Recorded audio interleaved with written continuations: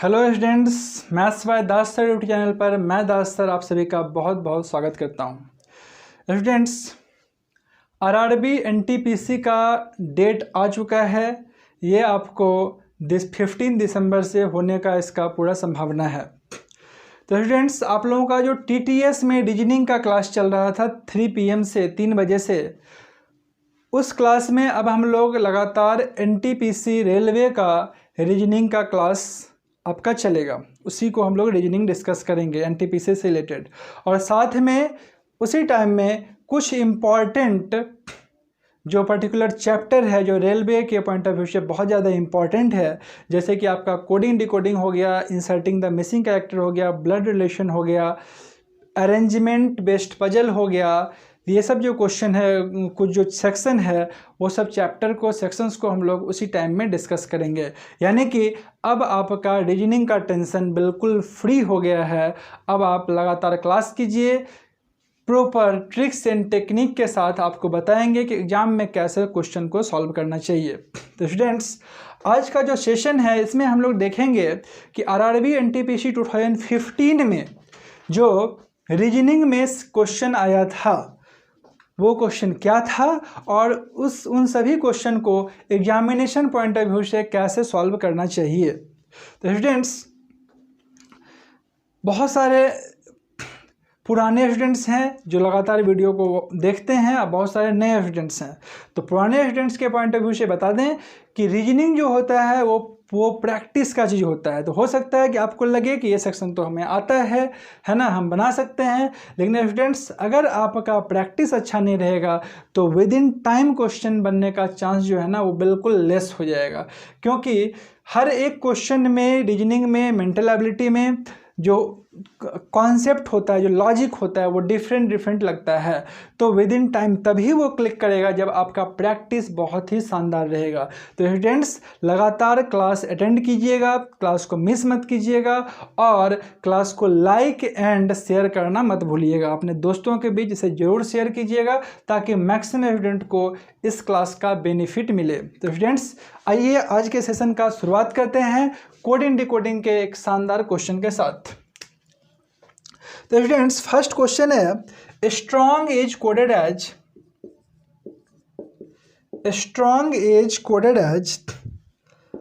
ROTNSG।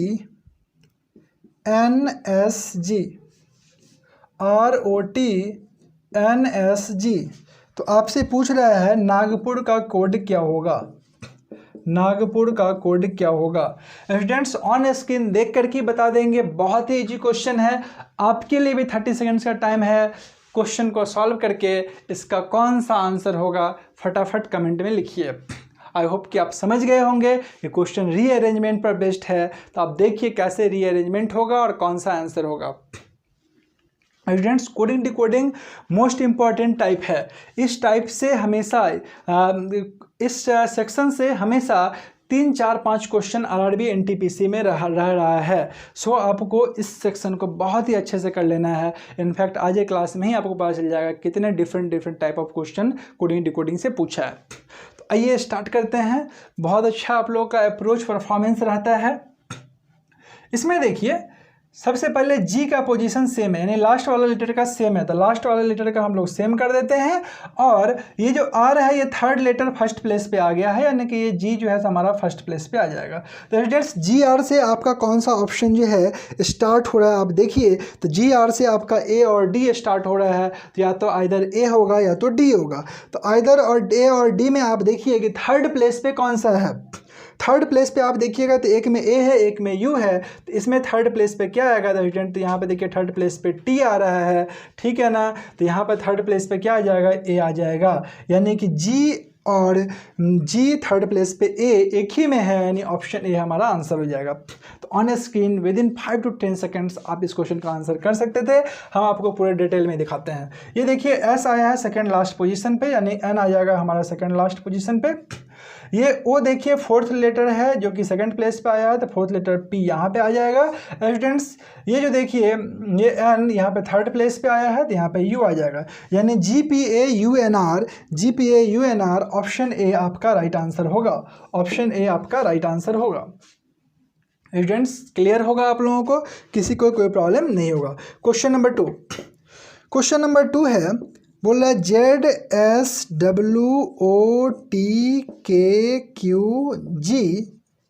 के बाद question mark and question mark, यहाँ पर क्या आएगा ये आपको बताना है। ठीक है स्टूडेंट्स, तो लुक एट द लेटर, यहाँ पर लेटर का पोजीशन क्या है स्टूडेंट। जेड होता है 26, W 23, T 20, Q 17। तो स्टूडेंट्स क्या हो रहा है, -3 हो रहा है, -3 17 -3 हो जाएगा 14 यानी कि आपका यहाँ पर आ जाएगा n, 14 आपका n हो जाएगा।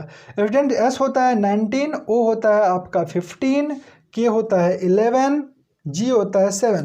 तो यहाँ पर स्टूडेंट्स क्या हो रहा है, -4 हो रहा है, यहाँ पर -3 हो रहा था, यहाँ पे -4 हो रहा है, तो -4 कर दीजिए आप, 7 - 4 स्टूडेंट्स हो जाएगा आपका 3 यानी कि C आपका आंसर, यानी NC आपका राइट आंसर हो जाएगा। बहुत ही इजी क्वेश्चन जो है ये सब है, जैसे आप अगर आप समझ रहे हैं तो क्वेश्चन बन जाएगा। अगर आपको अल्फ़ाबेट का पोजीशन नहीं याद रहता है, इसका अपोजिट लेटर्स नहीं याद रहता है, तो इसके लिए ट्रिक्स एंड टेक्निक बहुत ही इजी है, आप विद इन सेकंड इसको दिमाग में रख सकते हैं। तो हमें ज़रूर बताएं कमेंट में, इसके लिए अलग से एक अल्फ़ाबेट टेस्ट पर वीडियो बना देंगे आपके लिए। चलिए नेक्स्ट क्वेश्चन देखिए, क्वेश्चन है GO GO = 32, C = 49। तो आपसे पूछ रहा है सम का वैल्यू बताइए, सम का वैल्यू बताइए। ठीक है स्टूडेंट्स, तो अब देखिए कि इसमें क्या करेंगे। तो G का वैल्यू होता है फ्रेंड 7, O का वैल्यू होता है 15, तो 7 + 15 कीजिएगा तो 22 आएगा, तो 32 तो आया नहीं। तब क्या करेंगे तो students, you have to use the another concept that is opposite letters of alphabet. G का अपोजिट होता है T, GT रोड, याद कैसे रखेंगे, GT रोड। O का अपोजिट होता है L यानी कि लाल ऑरेंज, और ये जो स्टूडेंट होता है T20 L12, this is equal to 32, यानी कि अपोजिट लेटर का सम है यहाँ पर गिवन। तो ये विद इन सेकेंड तब पता होगा जब आपको अपोजिट लेटर्स याद रहेगा स्टूडेंट्स। तो अल्फ़ाबेट पे कमांड होना चाहिए अगर कोडिंग डिकोडिंग अच्छा करना चाहते हैं तो। यहाँ पर देखिए HS हाई स्कूल कोडिंग है इसका, H19 होता है, H होता है आपका, इसका अपोजिट H है, H यानी कि हमारा हो जाएगा 8।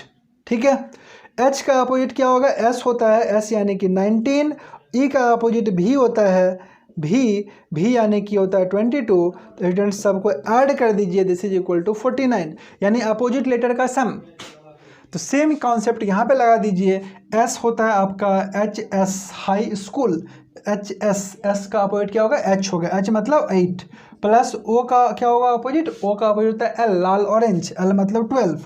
M का अपोजिट क्या होगा स्टूडेंट, कैसे याद करेंगे, मोबाइल नंबर, यानी कि इसका अपोजिट होता है N यानी कि 14। E का अपोजिट स्टूडेंट्स क्या हो जाएगा, E का अपोजिट होता है V यानी कि 22।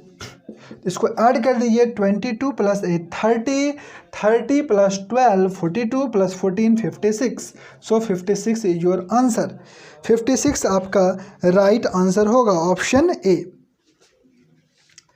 Students coding decoding most important है, इसका ईच एंड एवरी टाइप पे आप कमांड कीजिए ताकि आपका NTPC में एक भी क्वेश्चन मिस नहीं हो। आइए आज का नेक्स्ट क्वेश्चन देखते हैं। नेक्स्ट क्वेश्चन है driver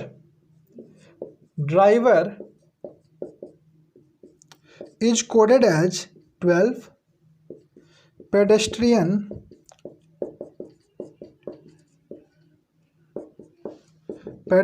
is coded as 20, accident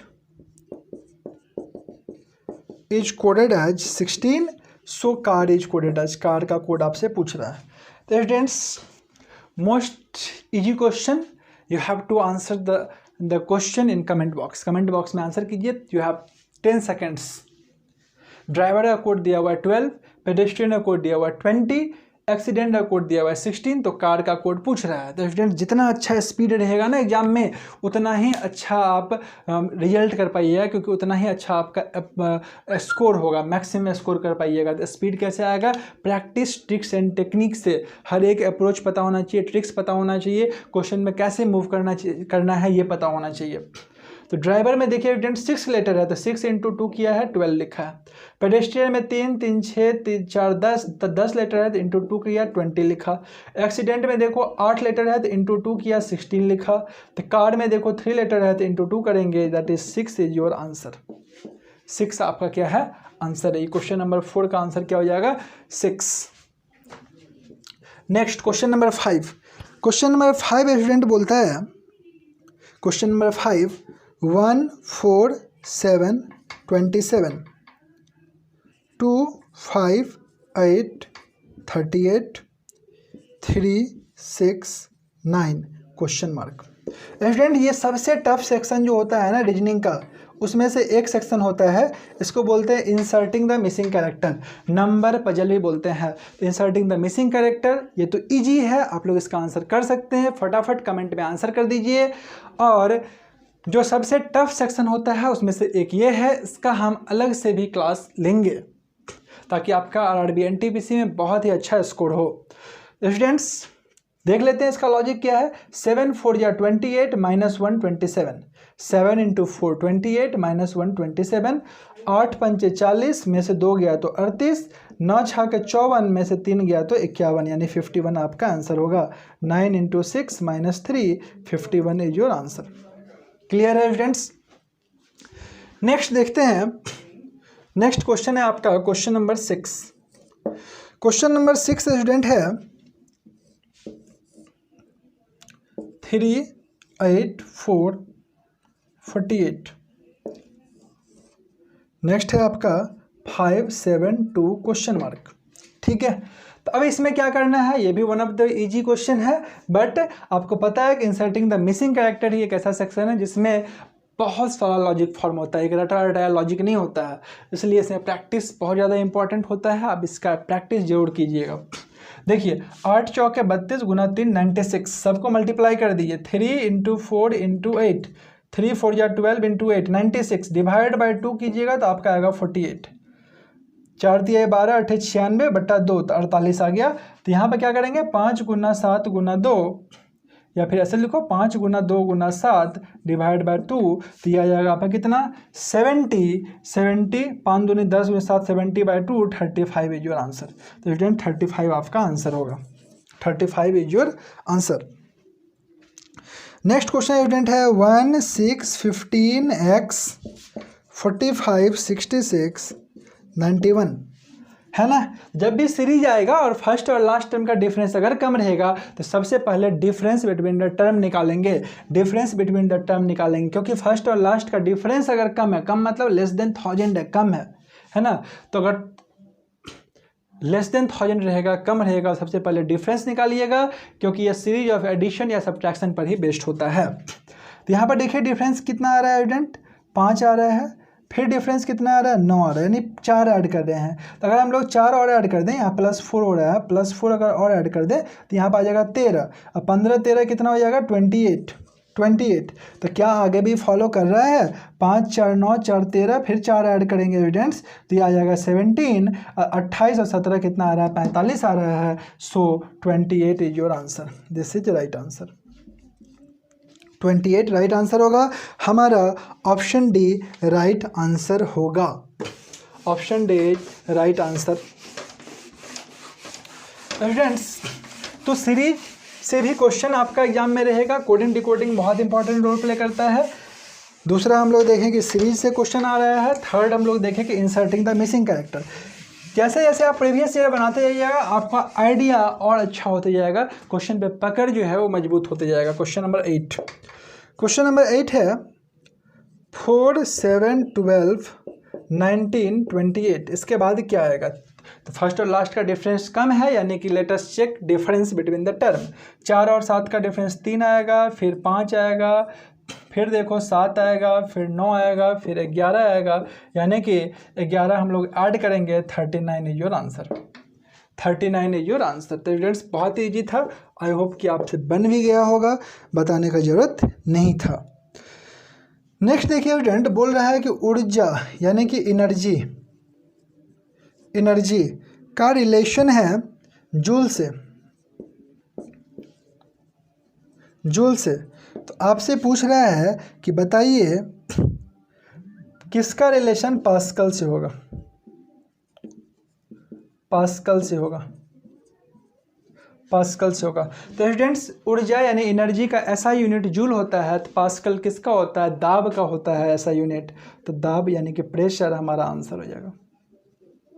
यानी कि एनालॉजी पे कमांड होना चाहिए। एनालॉजी में डिफरेंट टाइप ऑफ क्वेश्चन जो है सो फॉर्म होता है। अभी लास्ट वीक ही एनालॉजी पे एक शानदार सेट डाले हैं जो कि रेलवे एसएससी के पॉइंट ऑफ व्यू से बहुत इंपॉर्टेंट है, उसे जरूर देखिएगा। Next question number 10। Students question number 10 बोलता है कि फ्लावर का कोड दिया हुआ है स्टूडेंट्स UOLDVI।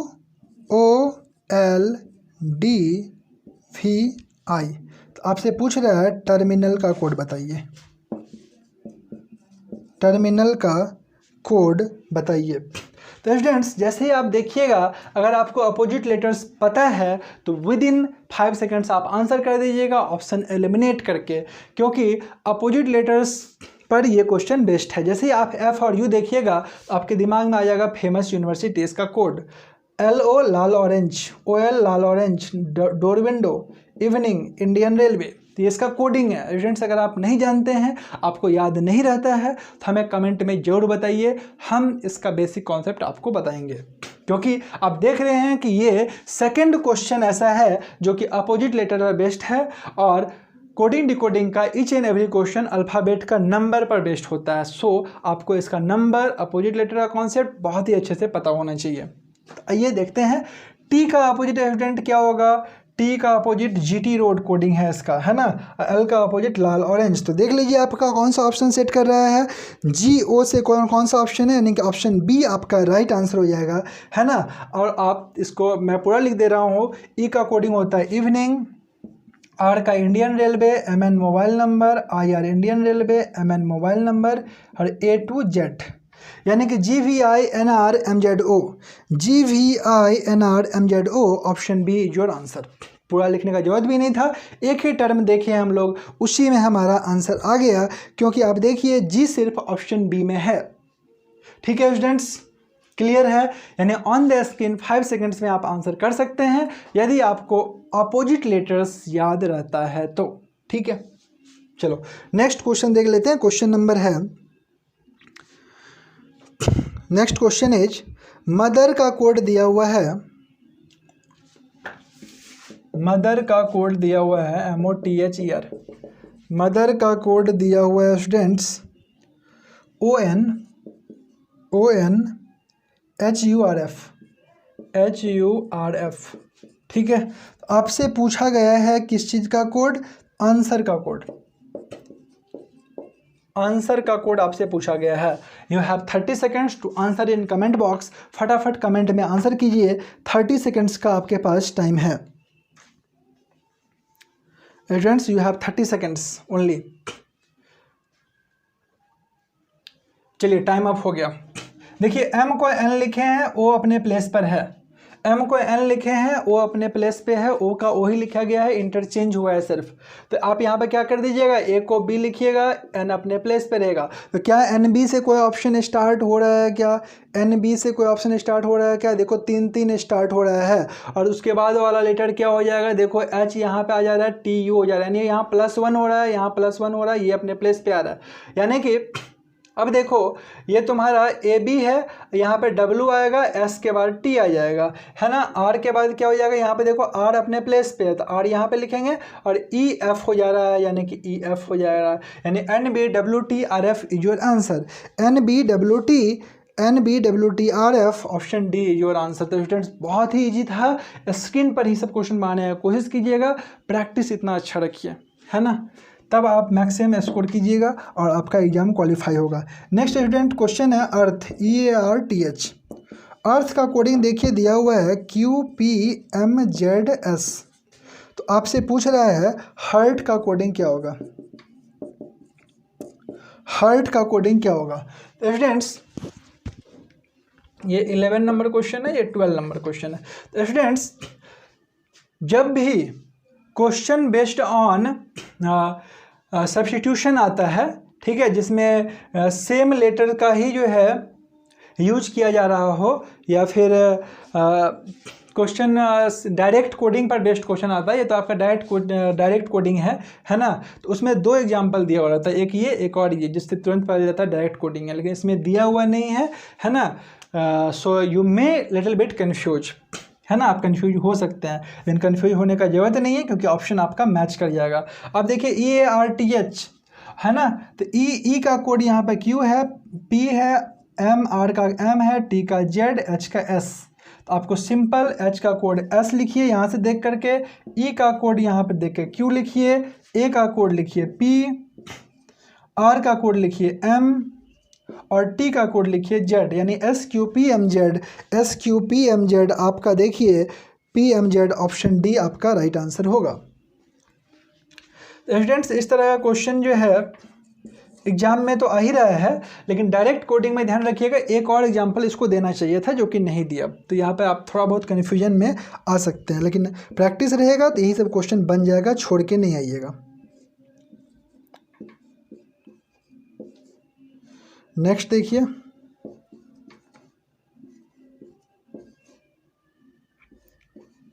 स्टूडेंट्स 13, 19/4, 71, 9, 10, 128, 32 तो कितना होगा, ये आपसे पूछा गया है। You have 10 seconds to answer the question in comment box. फटाफट कमेंट में हमें आंसर कीजिए, दिमाग लगाइए क्या होगा, कैसे बनेगा। You have 10 seconds.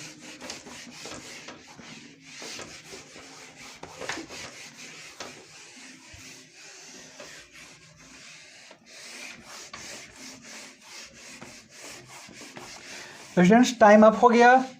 Look at board.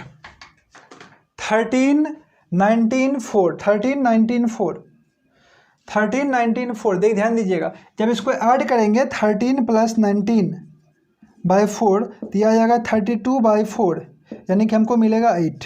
या फिर आप ऐसे कर लो ना, इसको आप दोनों के ऐड करके 8 से डिवाइड कर दो तो आपको मिलेगा 4। इसको ऐड कर दो तो ये 71 + 9 आ जाएगा 80, डिवाइड बाय 8 कीजिए तो मिल जाएगा 10। 28, 32 को ऐड कीजिएगा तो ये आपको मिलेगा 160, डिवाइड बाय 8 कीजिएगा तो आपको मिलेगा 20। सो 20 इज राइट आंसर। 20 इस क्वेश्चन का राइट आंसर होगा। स्टूडेंट्स क्लियर है, कोई दिक्कत नहीं होना चाहिए। और इसी स्पीड से आपको एग्जाम में भी बनाना है, और आपको स्पीड और टेक्निक इतना अच्छा हो जाएगा ना, अगर आप रेगुलर क्लास को अटेंड करते रहिएगा, कि एग्ज़ाम निकलना ही निकलना है। एग्ज़ाम नहीं निकलने का कोई चांस नहीं है। स्टूडेंट्स आपको ये बता दें कि सिर्फ जीएस के बल पे एग्जाम नहीं निकलेगा, अभी ट्रेंड चेंज हो गया। अब ईच एंड एवरी सेक्शन में अच्छा स्कोर करना पड़ेगा, है ना, तभी एग्जाम निकलेगा। वो पुराना वाला पैटर्न, पुराना कहानी चला गया। अब लाखों लाख अब देख रहे हैं कि 2.5 करोड़ बच्चा जो है अपीयर हुआ है। नेक्स्ट क्वेश्चन नंबर 14 है, बोल रहा है एक फोटो में एक महिला की ओर इशारा करते हुए सालू ने कहा।